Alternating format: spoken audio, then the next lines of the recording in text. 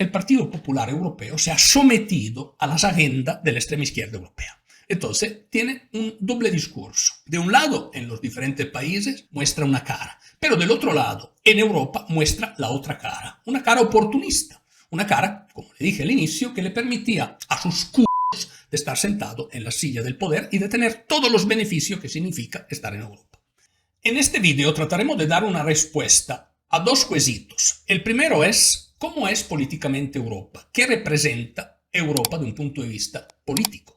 Y el segundo, el rol del Partido Popular Europeo en la administración política de Europa.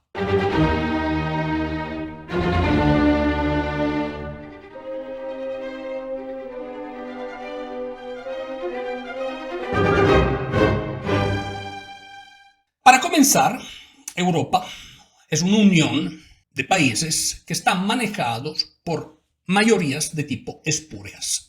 ¿A qué me refiero cuando hablo de mayorías de tipo espurias? Me refiero a mayoría donde los integrantes de los que apoyan el gobierno del continente, digamos, tienen ideas políticas profundamente diferentes. Ustedes se preguntarán, ¿pero qué pasa? ¿Por qué si hay gente que tiene ideas políticas profundamente diferentes, están juntos para gobernar? Bueno, la respuesta es bastante sencilla. Por tener sus traseros, o dicho en forma más vulgar, sus culos, en la silla del poder. ¿Y por qué? El hecho de ser electo y de representar cualquiera de los países europeos en Europa significa un sinnúmero de beneficios. Primero que todo, unos niveles de sueldo altísimos, que normalmente estas personas que vienen electos y que están allí no ganarían en su país. Segundo, poder. Pueden repartir favores electorales por medio de la ayuda económica europea que da a los varios países. Tercero, generación de más puestos de trabajo porque tienen un sinnúmero de asistentes y hacen crecer constantemente la máquina política burocrática de Europa. Entonces, creación de puestos de trabajo que benefician directamente o indirectamente sus propios partidos. Estas son las tres razones de por qué se ponen juntos. O sea, se casan, aunque en muchos casos no comparten ideas o valores y tienen puntos de vista del mundo completamente diferentes. El resultado de estas alianzas o de estas mayorías espurias, ¿cuál es? Bueno, el resultado es interesante porque la ideología de fondo que ha llegado a prevalecer en la administración europea es una ideología que representa la nueva izquierda, la evolución postcomunista, postsoviética, donde podemos ver primero la defensa dogmática y religiosa del ambiente, muchas veces sin entender realmente qué es el ambiente y qué se debería hacer para preservar y conservar el ambiente. Simplemente son decisiones dogmáticas y teóricas. Dos, otro aspecto interesante es el relativismo, la pérdida de los valores culturales de lo que era Europa. Uso el pasado porque ya Europa no es así. Por ejemplo, en estos días, para hacerles un ejemplo, en la Universidad de Turín, donde se han quitado las cruces de las aulas de estudio, ha habido una oración liderada por un imán que alababa al judaísmo, al terrorismo. Imagínense. Entonces, la pérdida de la cultura europea y como una esponja, Europa se convierte en algo que absorbe las otras culturas. Tercero, otro elemento importante es la ideología de género o lo que conocemos en Estados Unidos como la cultura woke. Entonces, la apertura a la inclusividad, a todas las manifestaciones que las izquierdas y las extremas izquierdas, todas las agendas mandan adelante, que promueven para un cambio en el mundo, donde ya decir, por ejemplo, madre y padre no es normal. Probablemente en Europa quieren que se diga padre 1 o padre 2. Entonces, en extrema síntesis, esto representa que es la Europa. Pero en los hechos, ¿dónde se ve? Bueno, se ve en la guerra al aparato productivo europeo. Primero que todo, en la agricultura.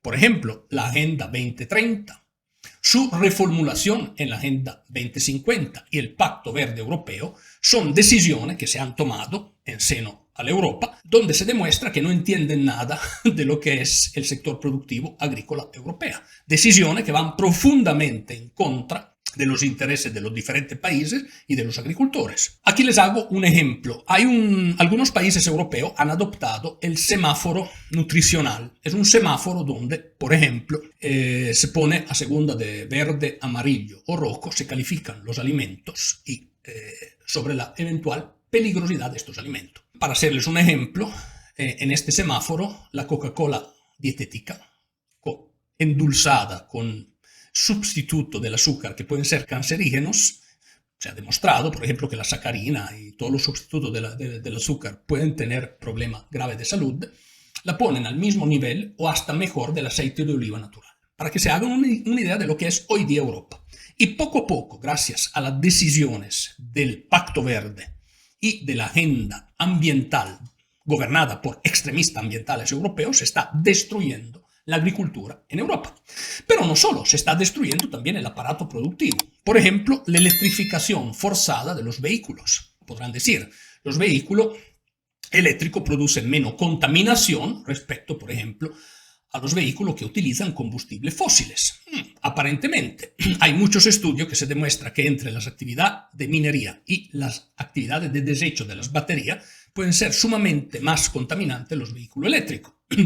Y al final, tanta electricidad que requerirá el continente, ¿de dónde viene? De las centrales nucleares. Allí entramos en el territorio de la energía nuclear. De un lado, hay los europeístas convintos que quieren la electrificación de sus sociedades, pero de la otra, las centrales nucleares producen desechos nucleares, desechos radioactivos que son de muy difícil manejo.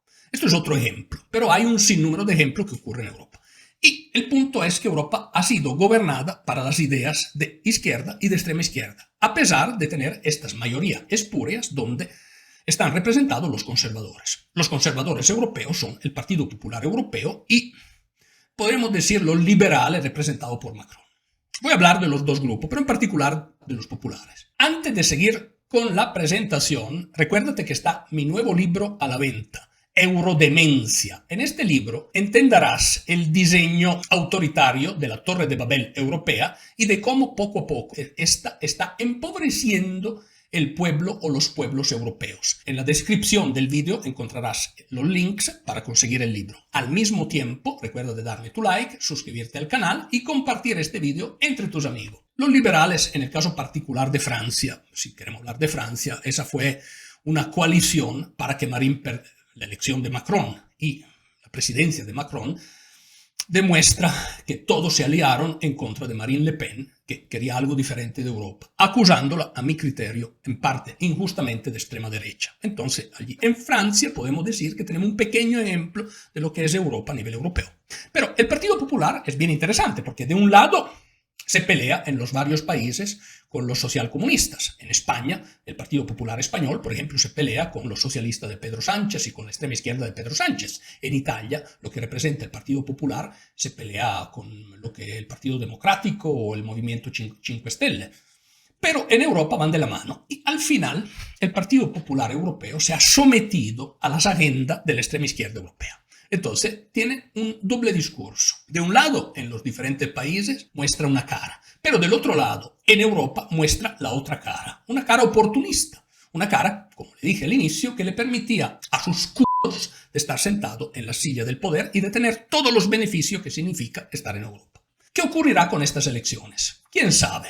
Probablemente llegará un cambio. No sé. Europa, desde cuando la conocemos, está gobernada por esta tipología de mayoría. No ha cambiado. Si hubiese un cambio, o sea, si el grupo socialista saliese, digamos, del gobierno de Europa y entraran eventualmente los conservadores que son representados y tienen su líder en Giorgia Meloni, la primer ministra italiana. ¿Podría en este caso haber un cambio en Europa? Tal vez sí, tal vez no estoy seguro. Creo que las agendas, ¿y por qué no estoy seguro? Les voy a explicar por qué. De pantalla, los conservadores, por ejemplo, los populares podrían estar juntos. Inclusive podrían abrir ahora a una eventual alianza con Marine Le Pen y con Salvini. ¿Por qué? Muy hábilmente, Salvini y Marine Le Pen, el grupo de ellos, se ha separado de Alternative for Deutschland, que era el grupo político más cuestionado, y probablemente esa decisión es para llegar a unirse con un bloque conservador que maneja Europa. Creo que en el fondo la misma Ursula von der Leyen y Giorgia Meloni empujaron para que ocurriese este cambio. Creo yo, es una idea mía personal. Pero realmente, si hay un cambio de este tipo, ¿podrá llevar Europa hacia un cambio y una nueva ruta política o no?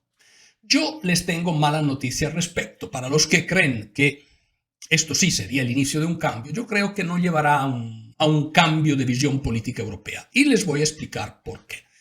Los que mandan verdaderamente en Europa es lo que se conoce en Estados Unidos como Deep State. Deep State significa todos los burócratas que prácticamente manejan las oficinas. Por ejemplo, cuando hay una reunión de primeros ministros en Europa, hay burócratas que escriben lo que se han dicho y los acuerdos que se toman. No es que Giorgia Meloni o Emmanuel Macron escriben. Entonces, hay un despegue entre las decisiones políticas y lo que se implementa, debido a prácticamente ese aparato burocrático enorme.